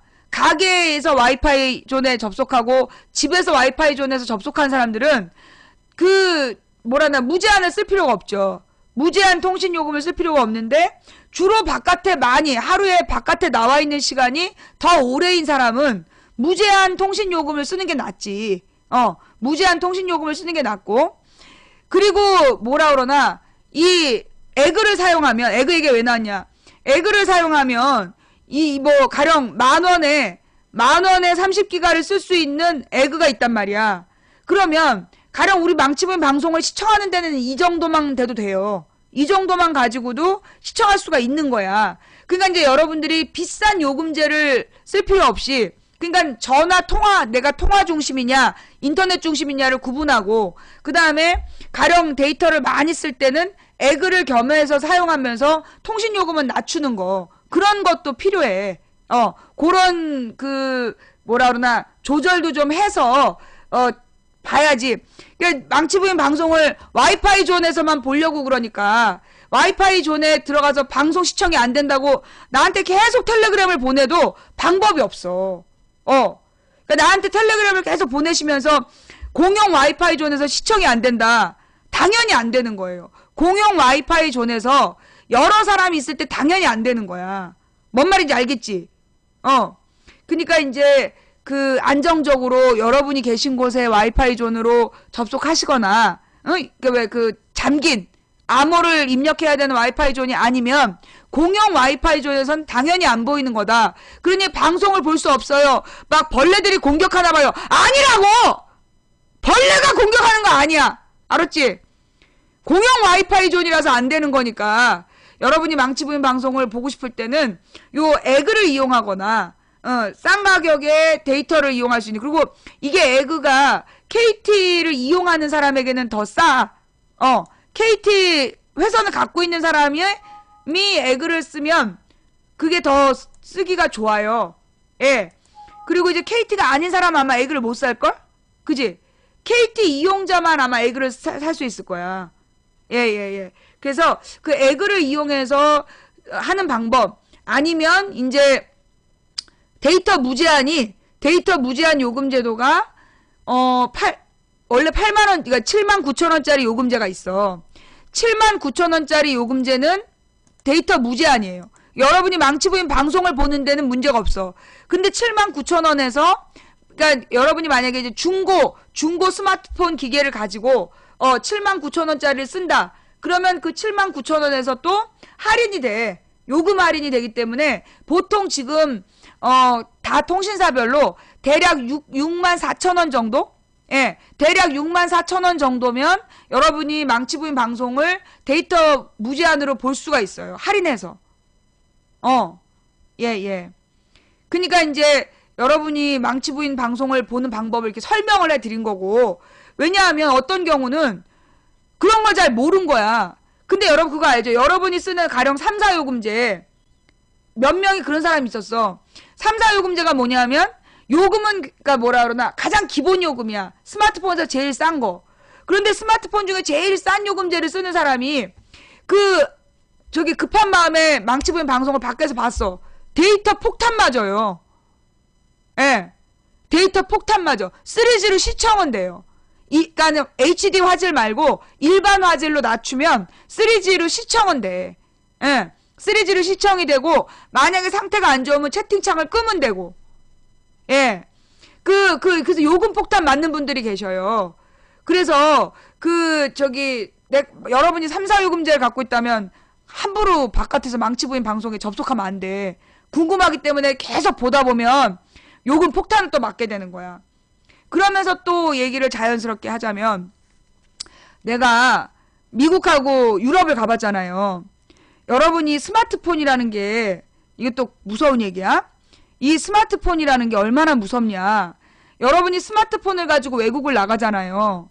그러면 국경선을 넘을 때마다 외교부에서 문자가 와요. 여러분, 스마트폰은 자동 로밍 되는 거 알죠? 모든 스마트폰은 자동 로밍 되는 거 알죠? 그게 무슨 얘기냐? 국경을 딱 넘어가잖아요. 국경을 넘어가면 전화기를 껐다 키면 외교부에서 연락이 와. 지금 어디에 여기서 가까운 외교부는 이런 번호다. 여기로 연락해라. 예, 그렇게 문자가 와요. 그게 무슨 의미인지 아세요? 이 스마트폰이라는 게 여러분이 어디를 움직이고 있는지 다, 특히 해외에 여러분이 나가실 때 어디로 국경을 넘었는지 다 추적이 된다는 얘기야. 그러면 해외에서만 될까요? 아니라고. 이 스마트폰을 우리가 갖고 있잖아요. 우리들의 위치가 다 추적이 되는 거야. 예. 아이폰도 마찬가지예요. 내가 아이폰 가지고 미국 가서, 유럽이랑 미국을 아이폰 갖고 갔는데, 아이폰으로도 내가 어디 있다, 내가 국경선 넘어가고 휴대폰 딱 키면 외교부에서 문자가 딱 와요. 7나라를, 8나라를 내가 돌아봤잖아. 예, 아이폰도 그래요. 스마트폰만 그런 게 아니라 아이폰도 위치 추적이 다 되는 거야. 그러니까 미국의 어떤 분이 자녀분이 과학자야. 근데 이제 그분이 문자를 보냈어. 이게 텔레그램은 안전하다라고 단정하지 마라. 텔레그램이 안전하지 않아요. 여러분, 제가 그때 텔레그램이 우리 카톡보단 낫다라는 얘기를 했었잖아. 그 부분을 이해를 잘못하신 것 같아요. 저는 텔레그램이 해킹이 전혀 안 되고, 텔레그램은 해킹이 전혀 안 되고 완벽하게 안전하다고 생각 안 해요. 텔레그램도 해킹될 수 있어요. 그리고 그 내용을 누가 훔쳐볼 수 있다는 거야. 가령 뭘로? 여러분 전화기가 우리나라 전화기야. 우리나라 이제 LG폰이나 삼성폰이야. 그리고 여러분 전화기에 뭐가 깔려있다면, 스파이 앱이 깔려있다면, 여러분의 텔레그램 내용을 누가 실시간으로 보고 있어요. 볼 수 있어요. 그거 여러분, 제가 그때 설명을 제대로 안 했나? 응? 여러분이 여러분이 우리나라 폰을 갖고 있고, 여러분 폰에 스파이 앱이 깔려있으면, 여러분의 모든 통화 내용, 문자 내용, 그리고 텔레그램 내용도 실시간으로 누가 옆에서 볼 수 있어. 예. 논지는 위치 정보를 사기업도 사용할 수 있다. 무슨 얘기지? 하여튼 그래서 텔레그램이 100% 안전하다고 생각하면 안 되고, 하여간 이 스마트폰이 우리의 모든 생활을요. 그리고 여러분들 스마트폰에 무슨 은행도 연동시켜 놓고 그러잖아요. 은행도 연동시켜 놓고 스마트폰으로 모든 걸 다 하잖아. 이 스마트폰이 여러분의 일거수일투족을 감시하는 용으로 사용되고 있다는 거. 그거를 알고 행동해야 돼. 그걸 알고 있어야 돼. 근데 이제 그게 옛날에는 그런 기술이나 이런 거에 대해서 전 세계가 막 분노하고 그랬었어. 그런데 요즘은 그런 분노를 많이 안 해. 왜? 왜 그런 분노를 많이 안 할까요? 테러 위험이란 말 때문에. 테러 위험. 지금 막 전 세계에 미친 이슬람 신도들이 돌아다니면서 테러질을 하고 있기 때문에 그래서 어쩔 수 없이 테러와의 전쟁을 하기 위해서 개인의 사생활 침해를 그냥 받아들이는 분위기야. 그렇잖아요. 특히 미국 같은 경우 개인의 사생활의 자유를 보장하는 걸 굉장히 중시했던 나라였어. 그런데 그 미국에서도 지금은 그 테러로 의심받는 사람들 때문에 그 개인의 사생활의 자유를 보장을 못 받는 거야. 그래가지고 사실은 지금 미국은 수정헌법 1조가 위협받고 있는 거예요. 수정헌법 1조가 위협받는 지금 이제 탈인권의 상황으로 가고 있어. 자, 그런데 이게 이제 어제 방송에 이제 연결돼서 나오는 얘기인데 미국만 그런 게 아니라는 거죠. 미국만 그런 게 아니고 지금 프랑스에서 계속 이제 뭐 반이슬람으로 막 주도하려는 세력이 있잖아. 프랑스에서도 반이슬람으로 막 주도하려는 세력이 있어. 이게 원래 프랑스 사람들이 다 뛰어나온 이유는 반이슬람이 아니야. 내가 프랑스에 가서 프랑스 사람들을 봤는데 그 사람들이 일방적으로 반이슬람으로 나올 사람들이 아니라고. 프랑스에서는 가장 중요하게 생각하는 게 뭐냐면 언론의 자유야. 언론의 자유를 침해했을 때 그게 극단적인 분노를 유출하는 거야. 그러니까 표출하게 하는 거야. 그래서 원래 프랑스의 시위가 점점 커지고 있잖아. 그러면 프랑스 시위를 보도하는 언론은 뭐라고 보도해야 되냐면 언론의 자유를 보장하기 위한 시위가 날마다 심해지고 있다라고 얘기를 해야 돼. 내가 어제 얘기했던 게 그게 주제였는데 지금 프랑스의 시위는 언론의 자유를 침해한 것에 대한 분노 그리고 그 폭력적 테러에 대한 분노예요. 그래서 반테러 그 다음에 언론의 자유 수호를 위한 시위야. 그런데 이걸 미국, 캐나다, 한국 이런 데 언론에서 뭐라고 보도를 하느냐? 일제히 반이슬람 시위라고 얘기해. 반이슬람 시위가 아니라고. 프랑스 사람들의 기지를 내가 볼 때 그 사람들이 지금 반이슬람 시위를 몇백만이 하는 게 아니라는 거야. 그런데 이걸 갖다가 그 반이슬람 시위라고 몰아가고 있는 거야, 언론들이. 왜 그럴까요? 왜 모든 언론이, 선진국 언론들이 전부 다 그렇게 몰아가고 있을까? 그 이유가 뭐냐 하면, 선진국 언론들은 누구로부터 돈을 받아? 선진국 언론들에게는 누구로부터 돈을 받아? 광고주로부터 돈을 받아. 그래서 그 광고주가 돈을 내고 광고를 실어줘야, 그래야 그 언론사들이 운영이 되는 거야.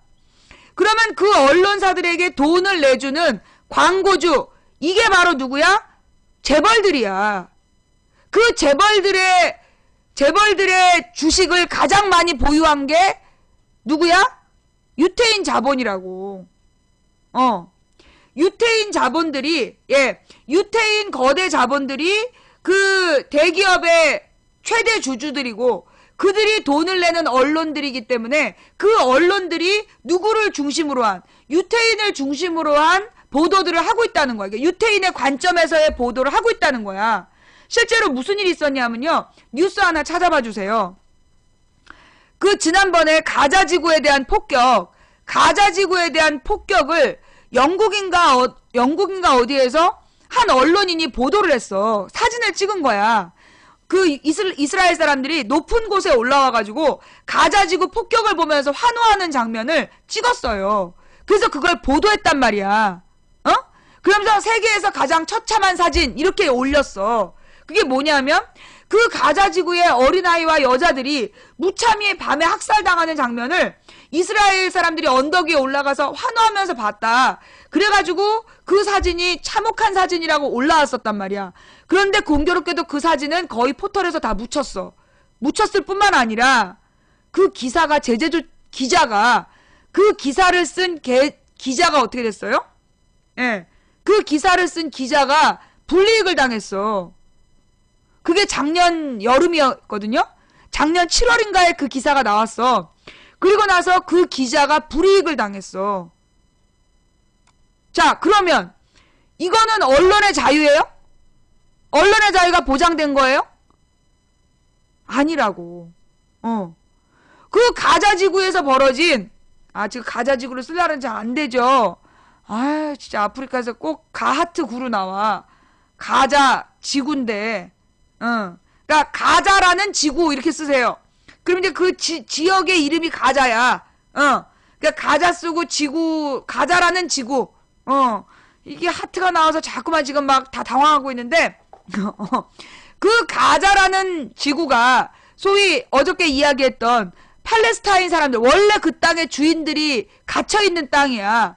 그래서 이스라엘을 여행하는 사람들이 그 지역을 넘나들을 때 그 국경 근처에서 계속 막 자살 테러 같은 게 일어나고 문제가 벌어졌단 말이야. 그런데요, 여러분. 요즘에 전 세계를 떨게 하는 테러 조직은 뭐야? 전 세계를 떨게 하는 테러 조직은 IS. 내가 어저께 실수했어. 하마스가 IS를 이끌고 있다. 그거 잘못된 거예요? 하마스는 누구냐 하면, 이슬람 세력을 요즘에 대표하는 사람이야. 이슬람 세력을 대표하는 사람이 하마스라는 조직이야, 사람이야. 하여튼 하마스가 전체 이슬람 세력을 대변한다고 그러더라고. 그리고 IS는 누구예요? IS 이퀄 하마스야, 아니야. IS 이퀄 하마스가 아니라고. 그런데 사람들이 이 IS가 곧 하마스라고 얘기를 하고 있어. 아니라고. 그 IS는 뭐냐면 테러 조직이야. IS가 테러 조직이고 하마스가 이슬람 세력을 대표하는 그 정당기구. 하여튼 정치기구야, 정치조직. 그런데 미국에서는 하마스 이꼴 IS라고 가르쳐. 주장해. 누가? 유태인들이.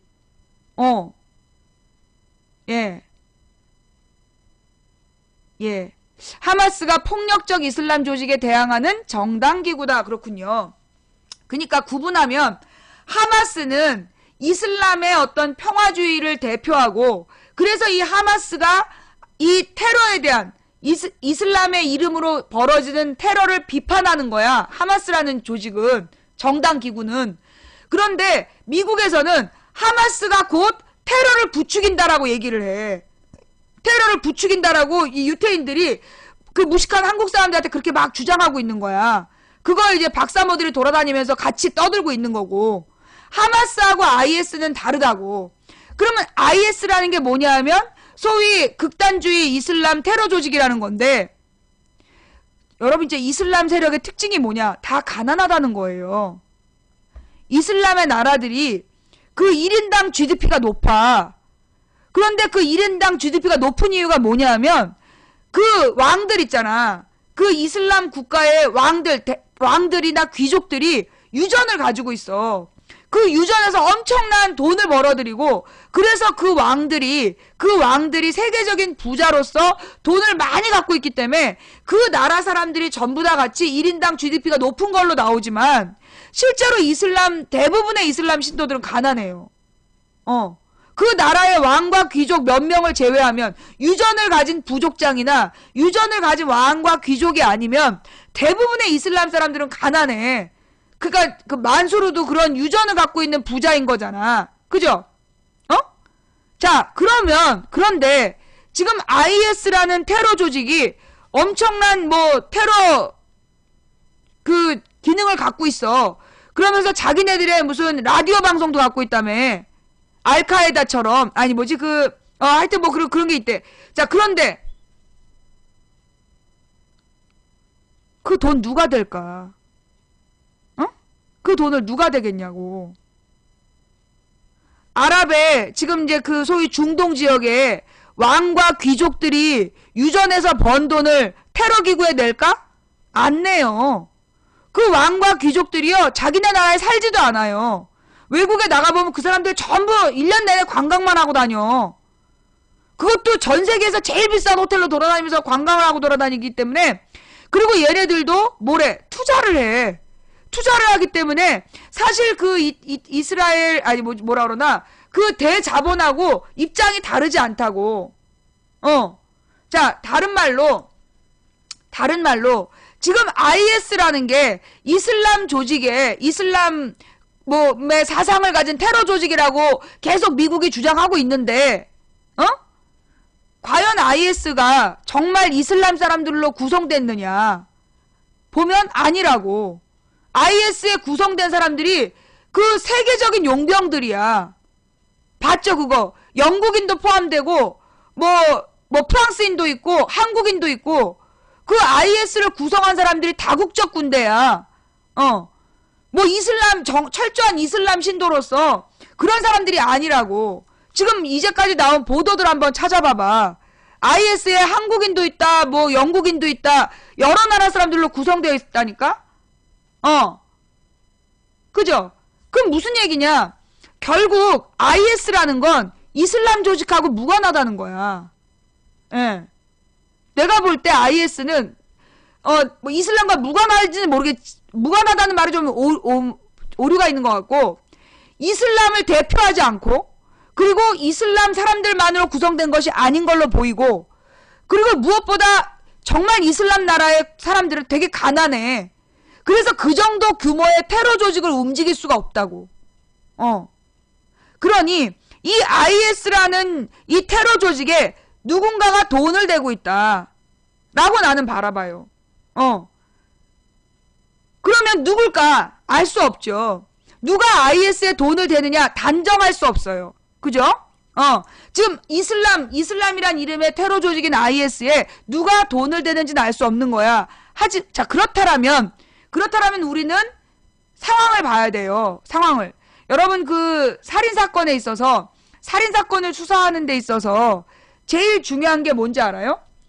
살인사건을 수사하는 데 있어서 제일 중요한 거? 동기야, 동기. 누가 살인할 동기를 갖고 있느냐. 그러면 거기서 그 동기에서 가장 중요한 게 뭐냐? 이 사람이 죽어서 가장 큰 이익을 보는 사람이 누구냐? 그 살인사건으로 인해서 이익을 보는 걸 동기라고 봐. 그죠? 좀 알아듣는 사람 있어? 자, 그렇다면 IS라는 존재 때문에 이득을 보는 게 누군지를 따져보자는 거야. IS라는 존재 때문에 이득을 보는 세력이 있다. 그게 누굴 것 같아? 어디까지나 추측인데 사실인 것처럼 말하고 있네. 제가 사실이라고 얘기했어요? 제가 지금 얘기하고 있는 게 뭐 사실이라고 단정적으로 얘기했어요? 아니, 지금 내가 얘기한 것 중에 사실 부분은 기사로 나온 거고 나머지는 추측이라고 얘기하고 있잖아. 난 사실이라고 단정적으로 얘기한 적 없어. 그런데 왜 사실처럼 얘기하고 있네 그러지? 네가 사실처럼 들었구만. 나는 사실이라고 얘기한 게 아니라 지금 추론을 하고 있잖아. 논리적으로 추리를 하고 있는 건데 너가 사실이라고 듣고선 왜 나한테 신경질 내고 그래? 너 막 그렇게 쓰려고 그러지? 망치 부인이 내 가슴을 훔쳤어요. 그리고 막 망치 부인이 선동하고 있어요. 막 그러려고. 내가 선동한 게 아니라 네가 감동한 거야. 내가 선동한 게 아니라 네가 감동한 거야. 그래놓고 왜 나한테 시비 걸어? 이런 걸 보고 추론이라고 그래. 논리적으로 추리한다 이런 얘기. 추리해서 그 이론을 완성해 가는 건데, 좌우지간 지금 상황은요. 지금 상황은 중요한 얘기 다 나오고 있어. IS라는 존재, 계속해서 이슬람 테러 조직이라고 강화되고 있는 그 IS라는 존재를 통해 누가 이득을 보고 있느냐, 요걸 판단해야 된다는 거예요. 그죠? 그러면 지금 IS라는 존재 때문에 이득을 보고 있는 사람들이 누굴까? 각국의 정치인들이야. 각국의 정치인들이 IS로 인해서 이득을 보고 있어요. 왜? IS라는 존재 때문에 각국의 정부가 어떤 인권을 침해하고 뭔가 비민주적인 어떤 결정들을 내려도 IS라는 존재에 대한 공포 때문에 그걸 비판하는 목소리가 줄어들고 있다는 거야. 옛날에 냉전시대에 그랬거든. 냉전시대 때 빨갱이가 쳐들어온다. 그 말로 모든 나라의 국가 권력이 국민들의 인권을 침해했단 말이야. 그런 면들이 있었어요. 모든 나라는 아니지만 그런 면이 있었어. 그런데 지금처럼 지금도 마찬가지로 IS라는 존재 때문에 각국의 정치인들이 이득을 보고 있어요. 예. 그 다음에 이 IS 때문에 더 큰 경제적 이득을 보는 사람, 정치적 이득을 보는 건 누구들이야? 정치 세력들이야. 정치인들. 지금의 각국의 정치 권력들이 IS 때문에 정치적 이득을 보고 있어. 두 번째는 경제 이득을 보는 사람들이 있어. 누구야? IS에 대한 공포를 가지고 무력 동맹을 맺어야 된다. 그러면서 테러 조직에게 대비하기 위한 대테러 장비를 사야 된다. 그런 여론을 만들고, 그런 여론에 의해서 무기를 팔아먹는 사람들, 그들이 돈을 벌고 있는 거죠.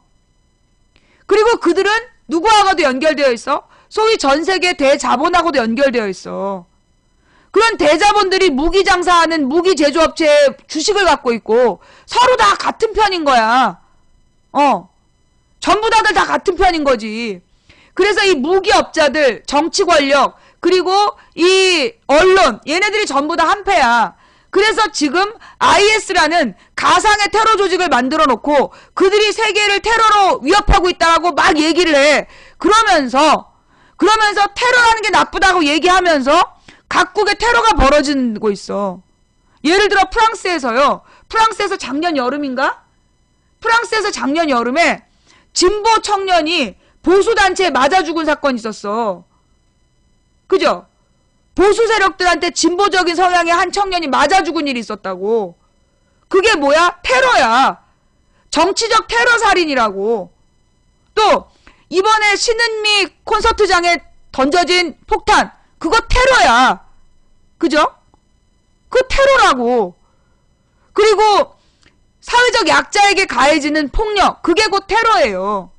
우리가 테러냐 아니냐를 구분하는 기준에 대해서 생각해 볼 필요가 있다고 봐.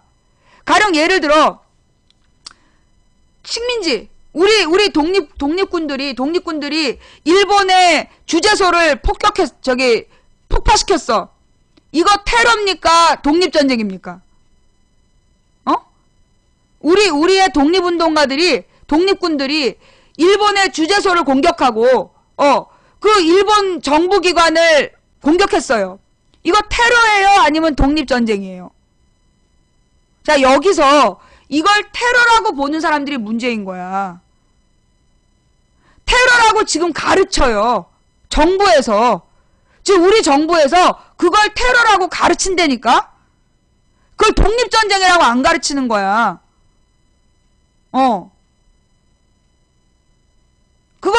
그래서 독립군들의 투쟁을요, 테러라고 가르쳐요. 그래서 우리 학생들이 저렇게 얘기하는 거야.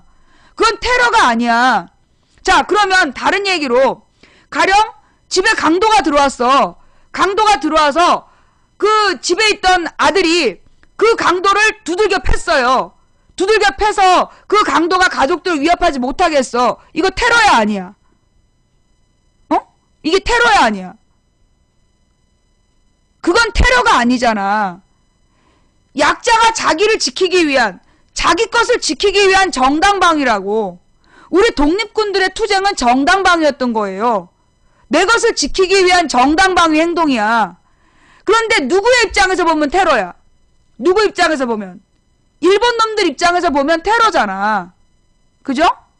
일본 놈들 입장에서 보면 테러지만 나라를 잃은 조선 식민지 백성들의 입장에서 보면 뺏긴 내 것을 찾기 위한 정당방위 행동인 거예요.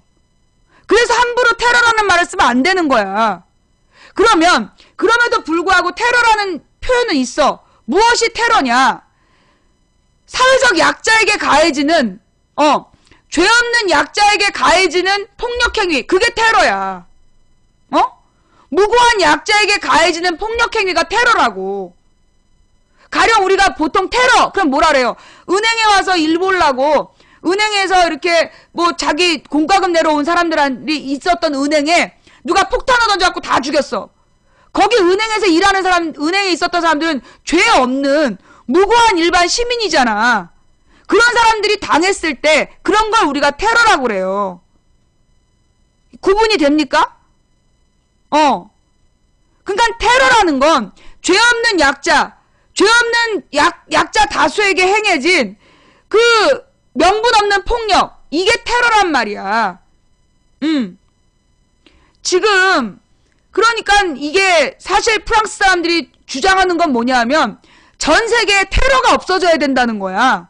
테러가 없는 평화적인 지구를 만들어야 된다. 그리고 언론의 자유가 보장되는 세계가 돼야 된다. 그 얘기를 하고 있는 거야. 그런데 왜 대한민국의 언론들은, 미국의 언론들은, 캐나다의 언론들은 그렇게 가르치지 않을까? 주로 주류 언론들, 주로 각 나라에, 물론 이제 우리나라에도 CBS라든가 한겨레 오마이 같은 좀 개념 있는 언론들은 그걸 지적을 해. 그런데 다수 언론, 광고비가 엄청 많이 들어오는 주류 언론들은 절대 이걸 반이슬람 운동이라고 얘기하지, 자유와, 언론의 자유와 테러를 반대하는 투쟁이라고 얘기를 안 해. 그걸 갖다가 어저께 어떤 사람이 왜 프랑스 사람들은 그걸 모른 척 하나요? 아니, 우리나라의 조선일보를 프랑스 사람들이 어떻게 알겠어? 우리나라의 조중동이 맨날 뻥치고 있는 걸 프랑스 사람들이 어떻게 알아서 조선일보 뻥치지 말라고 그러겠어? 오마이뉴스가 좋아요? 예, 그런 거예요. 지금 프랑스 사람들이나 전 유럽에서 주장하는 내용을 진짜 가서 봐봐. 그 유럽에서 주장하는 내용을 보면 언론의 자유 보장하라야. 언론의 자유를 보장하라. 그리고 폭력적 테러를 중단하고 모든 문제를 평화적으로 대화로 해결하라는 얘기야. 그래서 자유와 평화를 위한 시위와 행진이지 반이슬람 행진이 아니라고.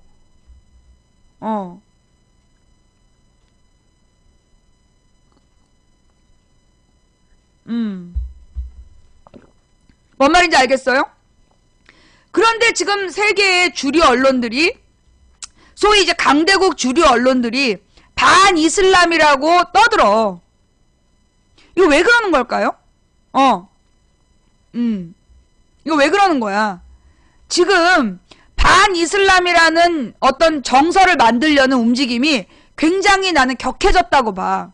자, 한 예로 말이에요. 지금 여러분 그 뉴스 들었어요? 이번에 프랑스 언론사에 테러를 행한 사람이 잡혔잖아. 사살당했던가? 자살했지. 그지? 총기로 난사하고 자살했잖아. 그런데 그 배우의 조직이 있다는 거야. 그런데 그 조직의 어떤 여자가 유유히 시리아로 어디로 가서 시리아로 숨어서 도망갔다. 그러면서 묘령의 여인이 있고, 그 여인이 9.11 테러도 배경이다. 그렇게 만들어. 터키에서 시리아로 갔다든가 이렇게 설명을 한단 말이야. 그니까 한마디로 뭐냐. 지금 프랑스의 시사 주간지에서 테러를 행한 남자는 죽었어. 그런데 그 사람의 배경이 있다는 게 언론의 보도야. 근데 얘가 시리아로 숨어 들어갔다. 그래서 찾기가 어렵다. 근데 얘가 옛날에 9.11 테러에도 배경이었다. 그지? 지금 그렇게 얘기하고 있는 거지. 빈라덴의 비서 출신이고, 이게 9.11 테러에도 배우였던. 근데 지금 잡기가 어렵다. 뭔가 이렇게 딱 느껴지는 게 없어? 예. 뭔가 이렇게 좀 느껴지는 게 없어요? 과연 그 상황, 이 시사 주간지에서 있었던 상황을 우리는 정확히 알고 있을까요? 우리는 정확히 그 상황을 알 수 있을까요? 그 사건 당시에 CCTV가 전체적으로 다 공개된 것도 아닐 것이고, 예. 좌우지간 나는, 우리가 여기서 한번 찾아볼 만한 사건이 있다는 거야. 찾아볼 만한 사건.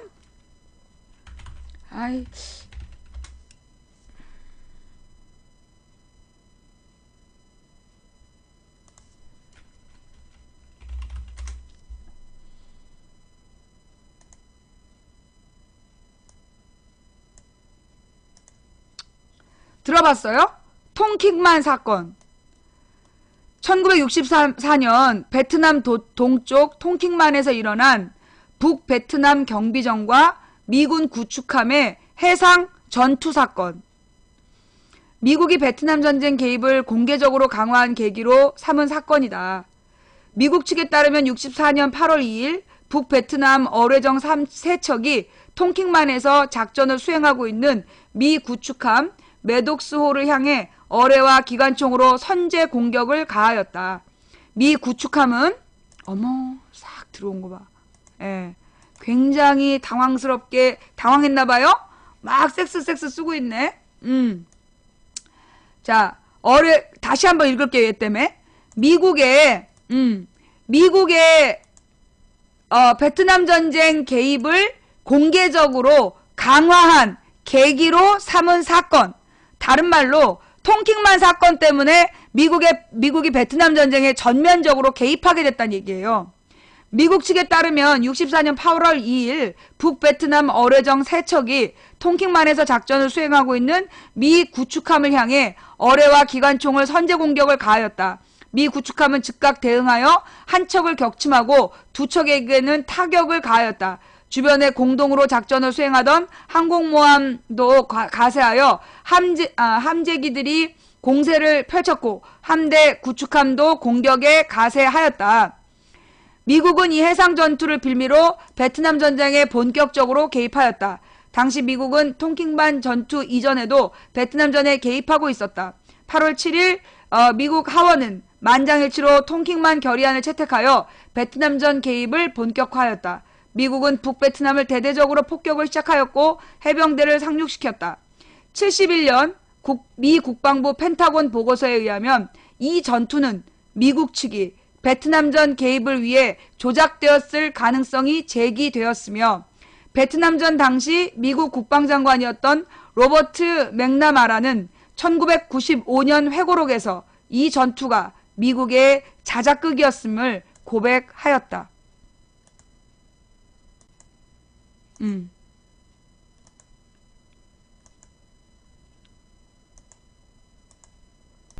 tonkin만 사건 지금 처음 들으신 분.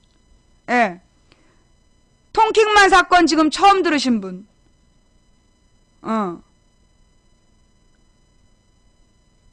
tonkin만 사건이란 얘기를 지금 처음 들으신 분 있죠?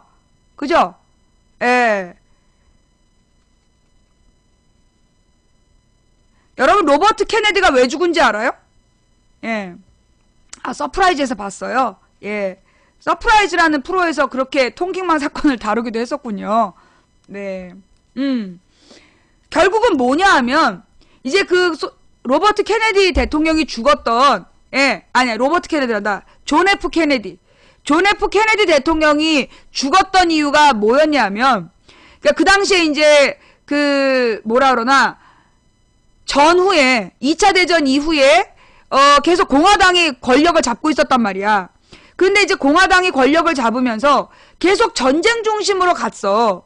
근데 그러면서 이 미국이 더 이상 전쟁을 통한 그 경제 생산이 안 된다는 걸 깨달은 거예요. 왜 그랬냐면 옛날에 2차 대전까지만 하더라도 1차 대전, 2차 대전을 통해서 미국이 부자가 됐어.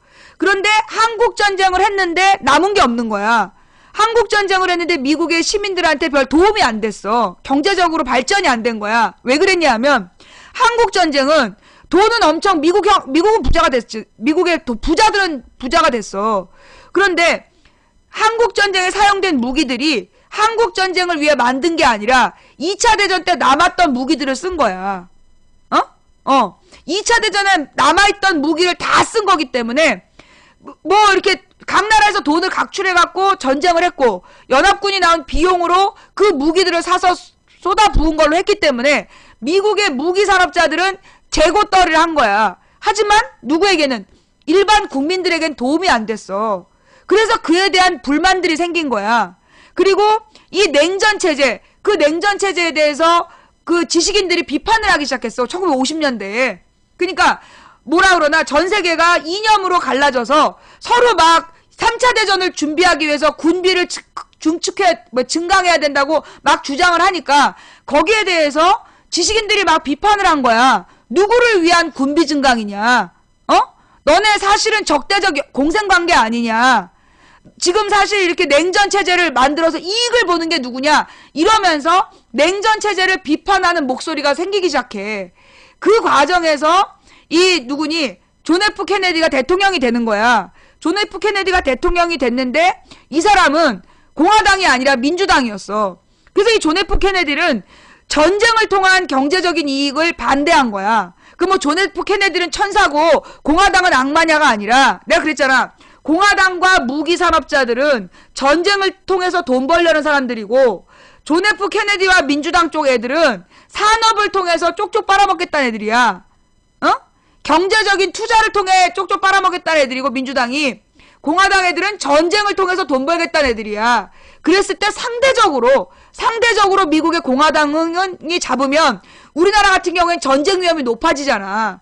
근데 민주당이 잡으면 얘네들은 전쟁은 안 하고 도리어 장사라는 애들이기 때문에 직접적 전쟁 위협은 공화당보다 민주당이 적기 때문에 민주당을 긍정적으로 얘기하는 거지 절대 민주당이 절대 선은 아니에요.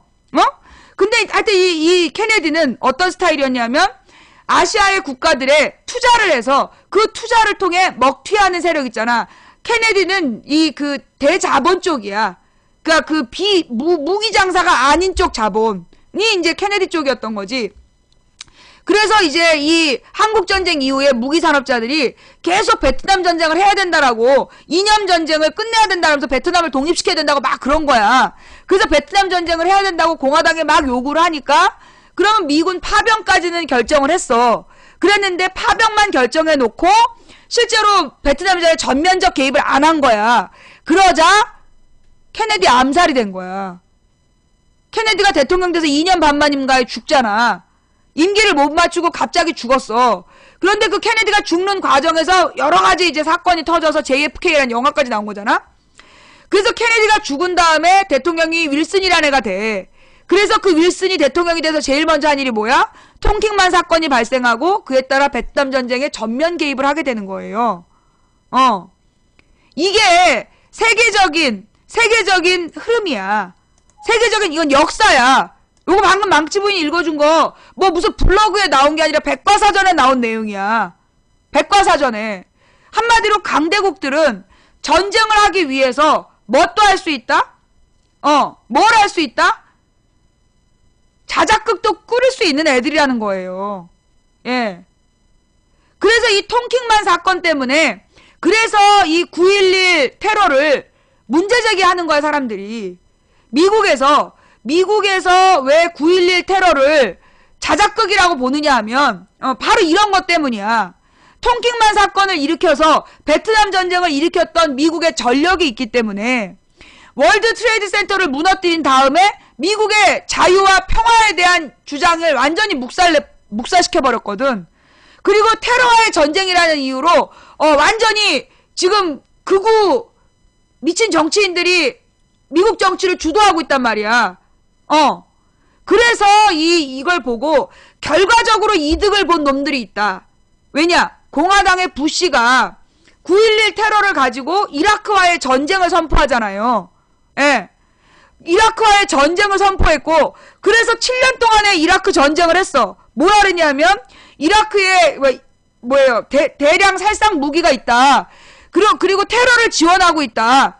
미국에 대한 공격인 테러를 지원한 나라가 이라크, 시리아, 북한이다. 그러면서 테러 지원국으로 지목해놓고 그들과의 전쟁을 선포한 거야, 부시가. 그래서 2001년부터 그 미국은 이라크와의 전쟁을 주장하면서 중동 이슬람에 대한 탄압을 하고 있는 거지. 그런데 실제로 이슬람 국가들을 가본 사람들은 너무나 가난하다는 거지. 이슬람의 국민들이 너무 가난해가지고 그렇게 막 어느 나라에 테러를 가할 만한 무기를 살 돈 이런 게 없다는 거야. 그러면 도대체 그 테러는 누가 하는 거냐고. 그 테러를 하기 위해서 엄청난 많은 돈이 필요한데 방송까지 하려면 그 방송하는 데 들어가는 돈 그거 누가 되냐고. 라고 질문만 한 거야. 내가 질문만. 질문만. 그러니까 이제 그 9.11 테러에 대한 미국 내의 주장 그리고 그런 주장이 나온 계기는 바로 이 통킹만 사건 같은 실제로 전쟁을 위해서 조작하는 놈들이 있다라는 거죠. 어떤 사건을 꾸려서 국민들을 분노시키고 그 분노를 유발해서 뭘로? 전쟁으로 이끌고 가는 그런 게 있다. 사전에 막을 수 있는데 안 막는 놈들이 있다라는 거예요. 그 오일머니가 있지 않음. 아니 그래서 지금 그 만수르가 테러 지원금을 냈다는 거야? 오일머니 이거 책임질 수 있어? 그 오일머니 그거 책임질 수 있어? 되게 심각한 말이야. 만수르가 그럼 테러 지원금을 냈다는 얘기야? 당신 책임질 수 있어? 그 오일머니가 테러 지원을 하고 있다라는 얘기는 그건 단정적으로 얘기를 못하는 거야. 왜냐? 그러면 미국의 오일머니는 미국의 유저는 말 같지도 않은 얘기지. 지금 이슬람 지역에 있는 왕과 귀족들은요 그렇게 이슬람적이지 않아. 아니 솔직히 왜 그러니까 그 유전을 갖고 있는 사람들이 계속 해외여행을 하냐? 술 먹으려고. 원래 이슬람은 술을 못 먹게 하잖아.